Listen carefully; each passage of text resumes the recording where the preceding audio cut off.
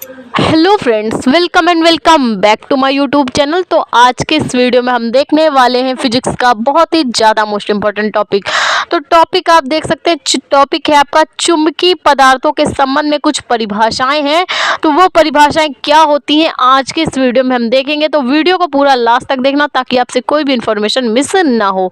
तो चुंबकीय पदार्थों के संबंध में जो परिभाषाएं हैं वो देख सकते हैं आप। सबसे पहली है चुंबकीय प्रेरण की, दूसरी है चुंबकन तीव्रता की, तीसरी है चुंबकीय तीव्रता की, चौथी है चुंबकशीलता क्या होती है, पांचवी है सापेक्ष या आपेक्षिक चुंबकशीलता क्या होती है, और चुंबकीय प्रवृत्ति क्या होती है। ठीक, तो इन डेफिनेशंस को आज के इस वीडियो में हम देखेंगे। ठीक, तो देख सकते हैं सबसे पहली है चुंबकीय प्रेरण, चुंबकन तीव्रता, चुंबकीय तीव्रता, चुंबकशीलता, सापेक्ष या आपेक्षिक चुंबकशीलता और चुंबकीय प्रवृत्ति। तो चलिए स्टार्ट करते हैं वीडियो।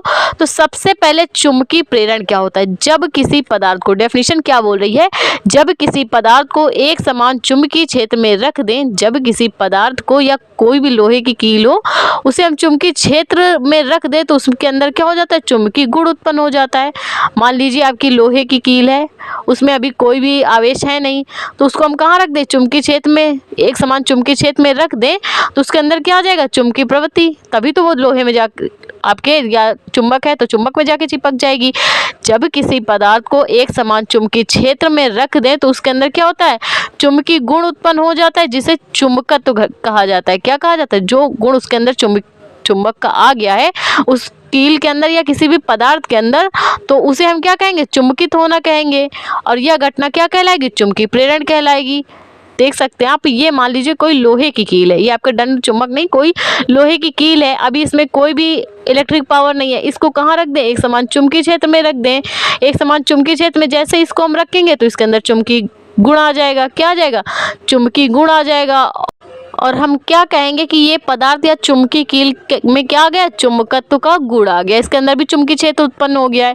तो ये घटना क्या कहलाएगी, चुंबकत्व कहलाएगी। और इस पूरे प्रोसेस को हम क्या कहेंगे, चुंबकीय प्रेरण कहेंगे। तो देख सकते हैं आप, मान लीजिए कोई लोहे का टुकड़ा है, अभी इसमें चुंबकीय क्षेत्र नहीं है और इसको हम कहाँ रख दें, एक समान चुंबकीय क्षेत्र में अगर इस लोहे के टुकड़े को रख दें तो ये घटना क्या कहलाएगी कि लोहे का टुकड़ा क्या हो गया, चुंबकत्व हो गया, चुंबकित हो गया। ठीक, जिस घटना को हम क्या कहेंगे, चुंबकीय प्रेरण कहेंगे। ठीक है, तो यदि किसी पदार्थ को एक समान चुंबकीय क्षेत्र में रखते हैं तो उसके अंदर चुंबकीय गुण उत्पन्न हो जाता है और इस घटना को हम क्या कहते हैं, चुंबकीय प्रेरण कहते हैं। इसे हम वेक्टर बी से व्यक्त करते हैं। किससे व्यक्त करते हैं चुंबकीय प्रेरण को, वेक्टर बी से व्यक्त करते हैं। तो नेक्स्ट डेफिनेशन देख लेते हैं। तो नेक्स्ट है आपकी चुंबकन तीव्रता। भाई अभी तो पदार्थ चुंबकित हुआ, तो उसी चुंबकित पदार्थ की तीव्रता क्या हो जाएगी। किसी पदार्थ को, यदि हम किसी पदार्थ को एकांक आयतन में उत्पन्न आघूर्ण, यदि किसी पदार्थ का एकांक आयतन में उत्पन्न आघूर्ण, किसी भी पदार्थ का जिसका आयतन एकांक है, उसके आयतन को नहीं बदला जा सकता है, तो उसका अनुपात को हम क्या कहते हैं, चुंबकन तीव्रता कहते हैं।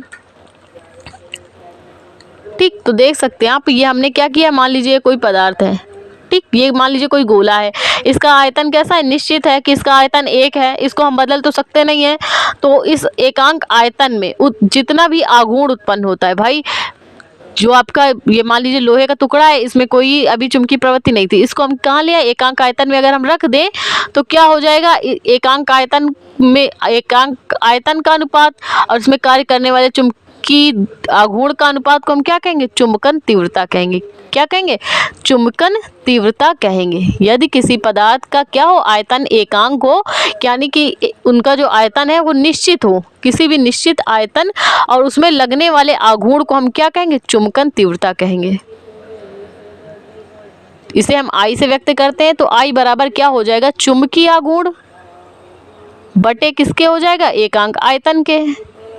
तो आप कह सकते हैं कि किसी भी पदार्थ का जो एकांक आयतन होता है और जो चुंबकीय आघूर्ण उसमें काम करता है, तो उसे हम क्या कहेंगे, चुंबकन तीव्रता कहेंगे। तो फॉर्मूला क्या बन जाएगा, I = m/v, चुंबकीय द्विध्रुव आघूर्ण बटे आयतन या चुंबकीय आघूर्ण बटे आयतन किसके बराबर, चुंबकन तीव्रता के बराबर हो जाएगा।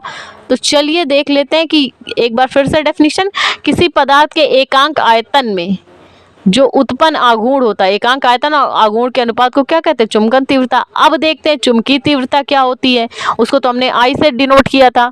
तो वह पदार्थ जिसका चुंबकीय क्षेत्र, वह पदार्थ जिसका जो चुंबकीय क्षेत्र किसी अन्य पदार्थ को चुंबकित कर दे, वह पदार्थ जिसका चुंबकीय क्षेत्र किसी अन्य पदार्थ को चुंबकित कर दे। अभी तक क्या था चुंबकीय प्रेरण वाले में कि जो पदार्थ किसी अन्य पदार्थ को चुंबकित करने का गुण रखे वो चुंबकीय प्रेरण कहलाता है। लेकिन इसमें क्या है, चुंबकीय तीव्रता में यदि किसी पदार्थ का जो चुंबकीय क्षेत्र है, भाई कोई पदार्थ है अपने चारों ओर क्या करता है, चुंबकीय क्षेत्र आरोपित करता है। ठीक, तो इसका जो चुंबकीय क्षेत्र है वो किसी अन्य पदार्थ को चुंबकित कर दे। ठीक, तो वो क्या कहलाएगी, चुंबकीय क्षेत्र की तीव्रता। मान लीजिए कोई बड़ा सा चुंबक है जो अपने चारों ओर क्या कर रहा है, चुंबकीय क्षेत्र आरोपित कर रहा है। भाई जब बड़ा चुंबक है तो बहुत ज़्यादा चुंबकीय क्षेत्र अपने चारों ओर आरोपित करेगा, और इसी चुंबक से क्या है, एक छोटा सा टुकड़ा टूट के आ गया है, तो ये भी क्या होगा भाई, इसमें भी चुंबकीय प्रवृत्ति होगी, तो ये भी अपने चारों ओर चुंबकीय क्षेत्र उत्पन्न करेगा।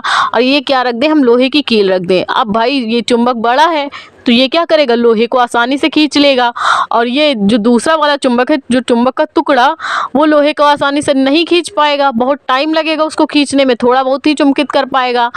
तो वही बोल रही है डेफिनेशन कि यदि किसी पदार्थ का जो चुंबकीय क्षेत्र है वो किसी अन्य पदार्थ को चुंबकित करने का गुण रखता है, वही क्या कहलाती है, चुंबकीय तीव्रता कहलाती है।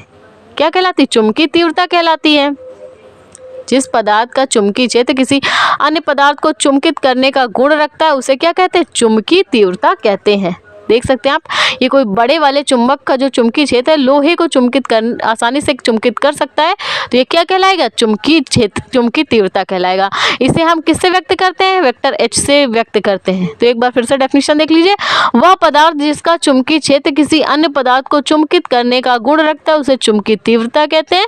इसे वेक्टर H से व्यक्त करते हैं। ठीक है, तो ये हो गई चुंबकीय तीव्रता। अब बात करें चुंबकशीलता की, कि चुंबकशीलता क्या होती है, किसी पदार्थ के चुंबकीय प्रेरण। अब चुंबकीय प्रेरण क्या था, चुंबकीय प्रेरण था कि यदि कोई पदार्थ जो अपने अंदर भाई चुंबकीय गुण रखता हो, किसी एक समान चुंबकीय क्षेत्र में रखते हैं, चुंबकीय क्षेत्र के कारण उसमें चुंबकीय गुण आए तो उसे चुंबकीय प्रेरण कहते हैं। और चुंबकीय तीव्रता क्या थी, जब किसी अन्य पदार्थ का जो जब किसी पदार्थ का चुंबकीय क्षेत्र किसी अन्य पदार्थ को चुंबकित कर दे, तो ये एक समान भाई चुंबकीय क्षेत्र में रखने पर प्रेरित हो रहा था, चुंबकीय क्षेत्र इसमें आ रहा था।